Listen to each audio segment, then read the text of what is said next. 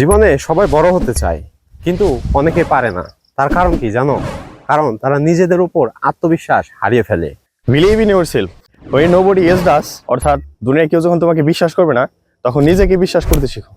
পৃথিবীর শ্রেষ্ঠ বিজ্ঞানী আলবার্ট আইনস্টাইন ছোটবেলায় কথা বলতে পারতো না। স্কুলের শিক্ষকরা বলতো এই ছেলে কিছুই করতে পারবে না, কিন্তু সে বিশ্বাস হারায়নি। তার ভিতরে ছিল একটাই কথা, আই এম ক্যাপাবল। এরপর তিনি বিশ্বের ইতিহাস বদলে দিয়েছিলেন।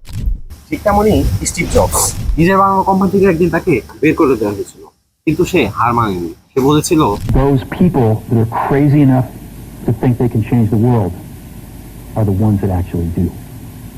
অর্থাৎ যারা পাগলের মতো ভাবে যে তারা দুনিয়া বদলাতে পারবে, তারাই শুধু পারে। এমন আরো অনেক উদাহরণ আছে, যেমন বাংলাদেশের কথাই ধরো। ডক্টর মোহাম্মদ ইউনূস ছোট্ট একটা ভাবনা থেকে তিনি আজ বড় বিশাল নোবেল বিজয়ী। Nothing is impossible if you truly believe. তাই ভাই, যদি কেউ বলে তুই পারবি না, তাহলে তুই মনে মনে বলবি, ওয়াচ মি, দেখ কিভাবে পারি।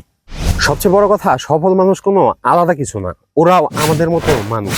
কিন্তু শুধু পার্থক্য হচ্ছে ওরা নিজেদের উপর বিশ্বাস রেখে কোনো সময়ই হাল ছাড়ে না।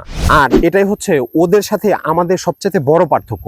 ওরা কখনোই হাল ছাড়ে না, আর আমরা সামান্য কোনো কিছুতেই হাল ছেড়ে চুপচাপ বসে থাকি। তাই আজ থেকে প্রতিজ্ঞা করো, ever give up, stay strong, stay positive, নিজের উপর বিশ্বাস রাখো, বিশ্বাসী শক্তি, বিশ্বাসী সফলতা। সফলতা।